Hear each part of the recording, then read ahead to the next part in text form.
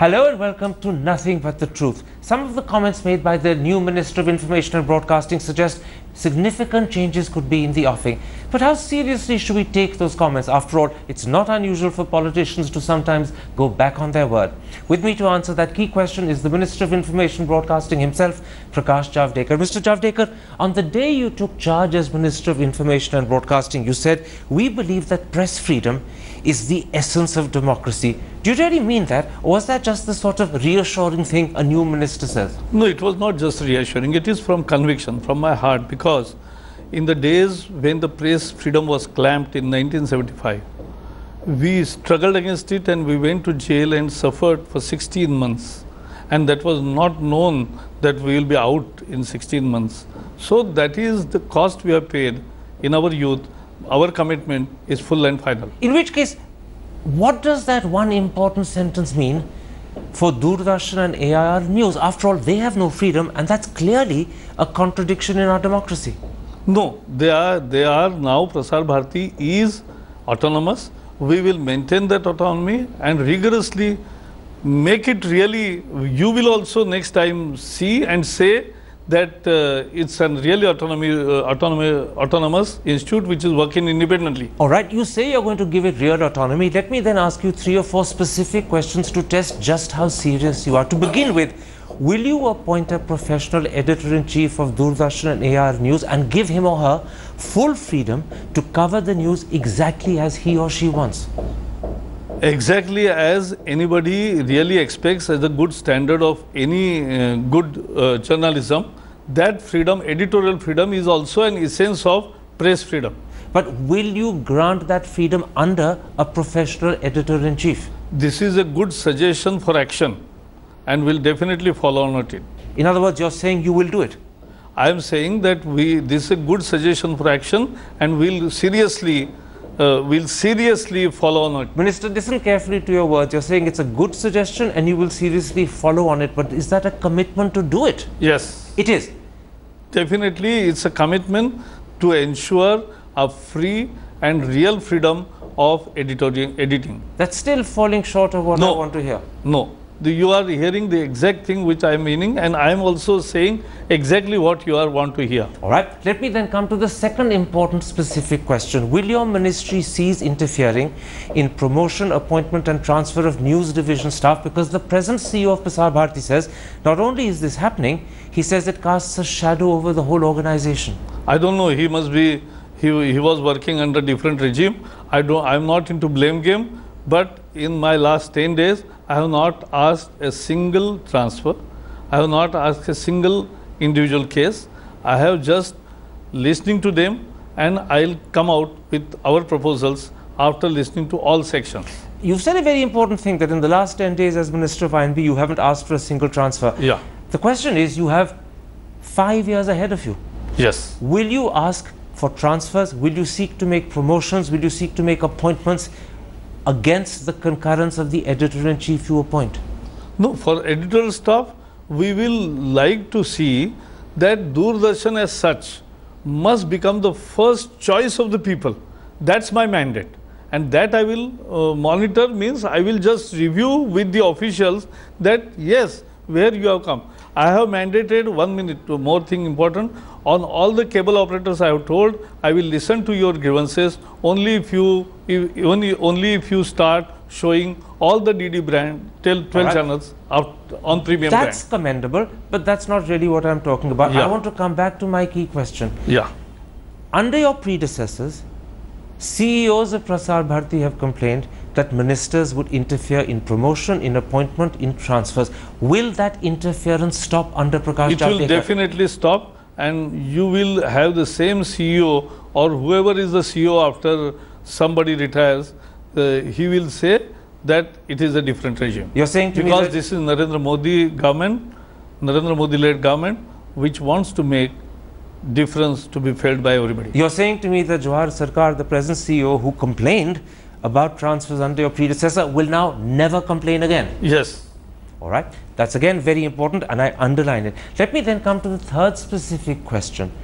Doordarshan and AIR are of course accountable to Parliament, But can you, over the next 2-3 years, remove your ministry from that loop and make them directly accountable? It's again a good suggestion. See, these are wider reforms. Basically, I believe that as far as public broadcast is concerned, there are various models like BBC and others available.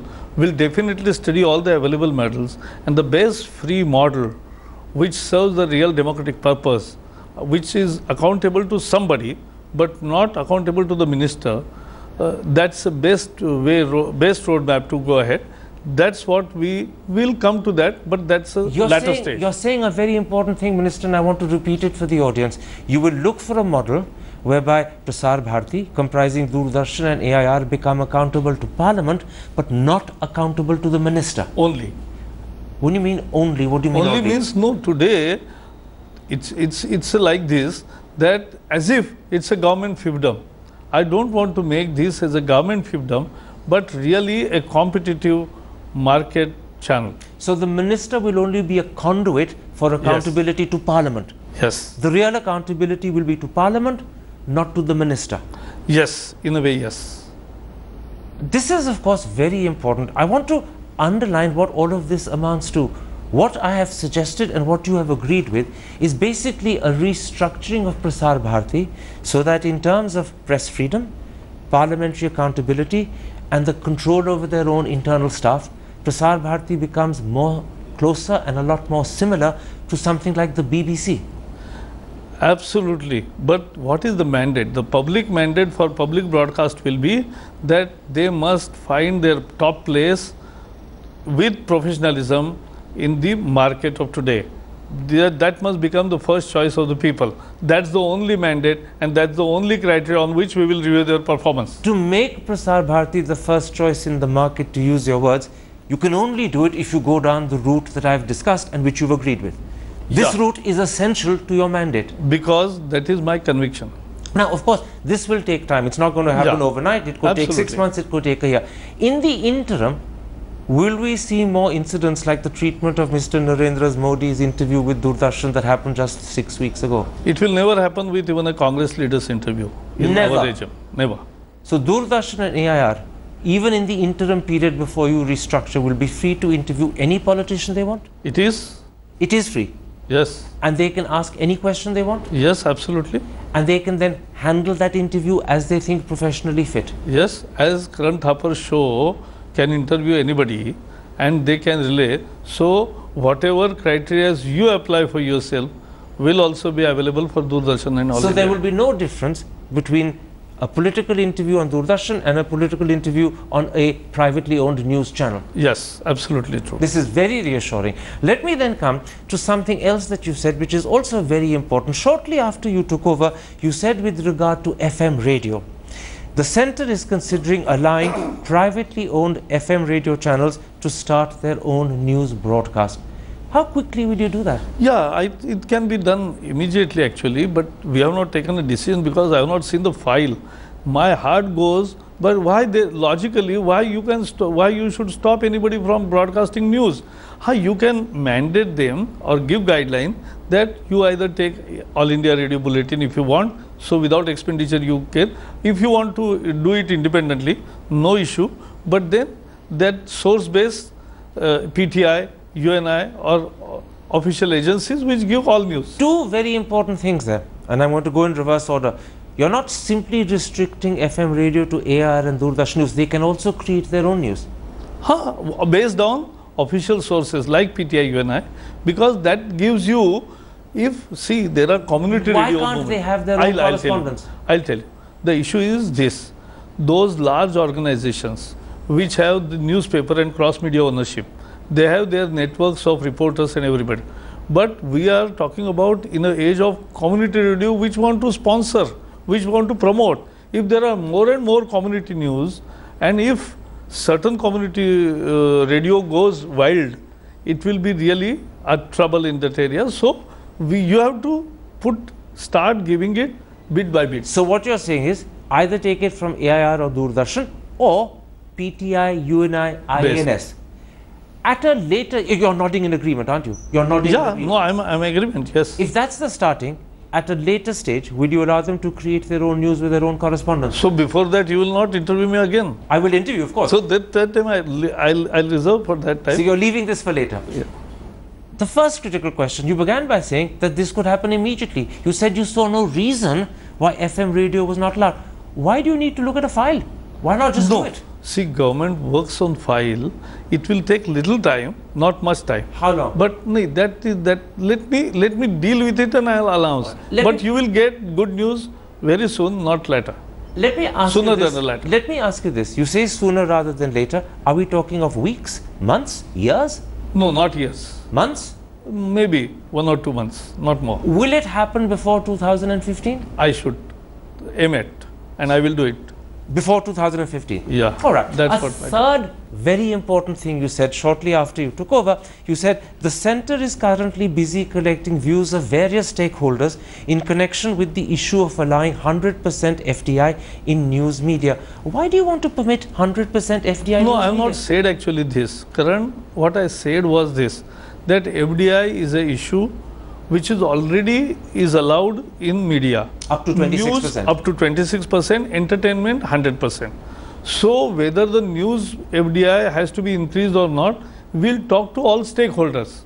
That's my statement, and I stand by that. We will. So there's no commitment to do this. You're only saying you'll talk to stakeholders about doing it. About what are their views. But let me put this to you. There are many people who believe that the news media is sensitive, that it needs to be protected. They feel that a dominant foreign hand would be against India's interest. Do you share that view, or are you neutral on that view? No, I share this view, because this is responsible journalism.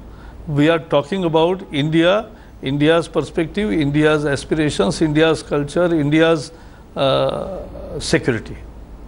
So this is sensible that there are skepticism about giving 100% FDI in news, and I share that, because being from the journalism fraternity, I think that this is a valid issue, and that's why I said we will discuss. Let me then sum up your view on this very important issue. If I understand you correctly, what you're saying, Prakash Javadekar, the Minister of Information Broadcasting, is happy and willing to talk to all stakeholders about expanding FDI in news media all the way to 100%, but his personal view is that anything above 26 must be thought about very carefully. Yes. And a dominant foreign hand would not be in India's interest. I have not said 100% FDI. I have said on the FDI issue, I am willing to talk to everybody.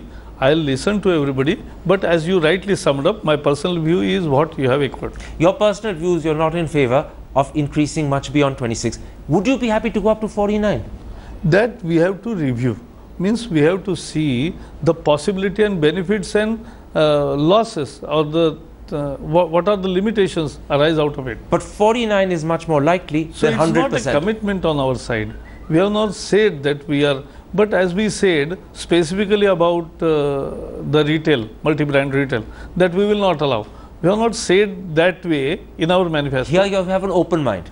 We are open to discussion. All right. But your personal inclination is not 100%. Yeah, never. Let me then ask a bigger, wider question about whether a democracy should have a ministry like an information and broadcasting ministry. Major parliamentary democracies like Britain, Australia, Canada, Germany, Spain don't have one. In fact, major democracies, presidential or parliamentary, don't have an information and broadcasting ministry.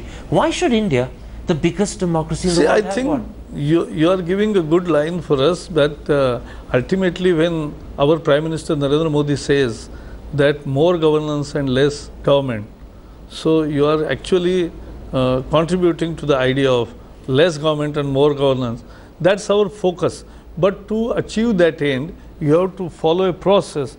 But I will like that government becomes less and less, and freedom and market forces, at the same time social justice is achieved. If I hear you correctly, what you're saying, but you're saying it very carefully, is that Prakash Javadekar could be the first minister who at the end of 3 or 4 years ensures that this ministry ceases to be. Actually, philosophically or ideologically, I will willing to do that. So philosophically and ideologically, you're on my side of this question. Absolutely. The question is, it takes time to do and you have to convince others. Yes. And that's what, but let us at least, it will not be government run, government controlled, government intervention. These three things which you are hearing till now, you will hear less or less, and then you will not listen anything of this Is kind. Mr. Modi, the Prime Minister, philosophically and ideologically in agreement with his ministers' thinking on this issue? Absolutely. Absolutely.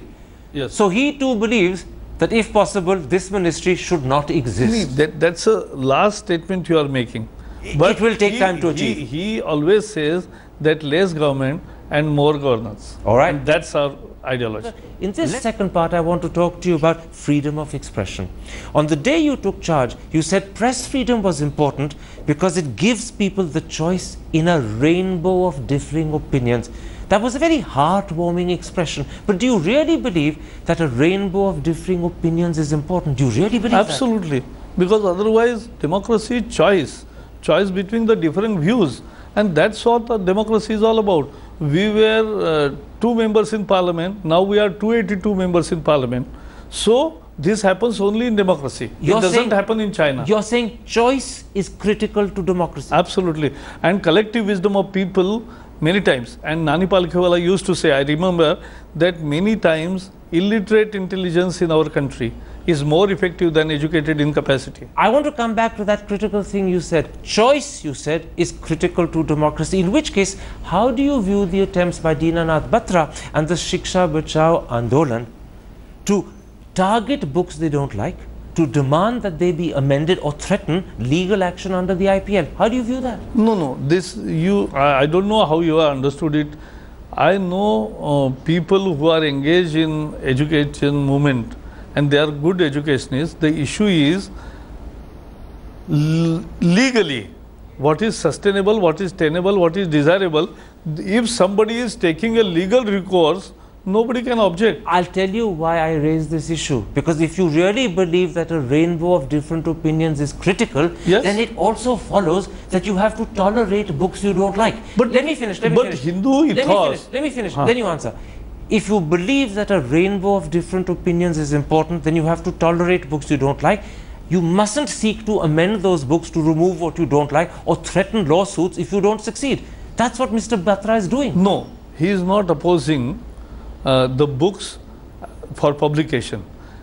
What he is opposing books that are already syllabus. No, forgive me. No. Let me point out to you, because here it's possible, Minister, you're not fully informed. No, Mr. maybe. Mr. Batra has brought But I'm not cases against of that. Mr. Batra has brought cases against books by Wendy Donegal, Sekhar Bandyopadhyay, and you know what's happened as a result? As a result, he's put a shadow over Indian publishing, and today major publishers like Penguin, Orient Black Swan, are either reviewing, or they are withdrawing, or they are promising not to reprint books. As a result, the rainbow that you cherish is losing many of its colors. Shiksha Bachao Andolan is a genuine movement, but I'm not the spokesman of that movement.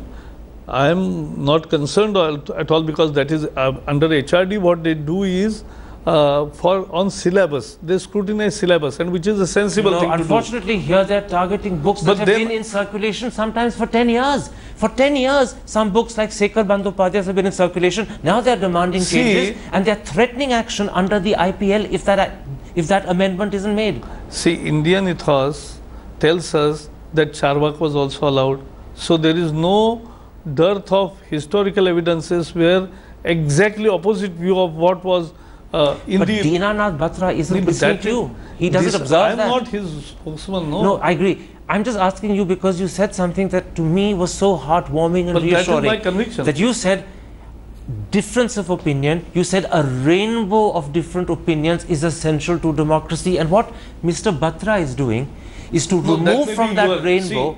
He's removing from that rainbow things he doesn't like, and he's diminishing it. I think we are deviating from my ministry, and you are asking me for which I am not answering. No, I'm not deviating from your ministry. I'm picking up on a phrase you used, which to many was so reassuring. But that is reassuring because that is our conviction that after all, what is democracy? Democracy is a choice made by the voters after listening and reading to all the differing opinions of how to go ahead. Okay, let me rephrase the question. I won't talk about Batra, I'll talk about the principle instead. Does Prakash Javadekar believe that even if a book is published which he disagrees with, even if the contents of that book are offensive to him, that book must still exist. See, that is what I said. Press freedom and publication, as there are, it's unlimited. But every freedom comes with responsibility or one Lakshman Rekha, which the society or the state, not state actually, the civilization decides. You know why people in this particular instance are worried? They're worried because Mr. Batra is threatening action under section 295A of the Indian Penal Code. And that section talks of deliberate and malicious acts intended to outrage religious feelings of any class by words either written or spoken, or by signs, or by visible representation. Let me finish, then you answer. People say this is so vague, this is so all-encompassing that you can use it for anything. This is what has driven fear into the hearts of publishers. And I say to you, since you believe in a rainbow, since you believe in tolerance, amend this section and remove the fear from the hearts of publishers. No, but that's not my department which can, I mean, the issue is... Can you advise the government to do it? No, let me tell you, you should actually interview Batraji. And then I tried.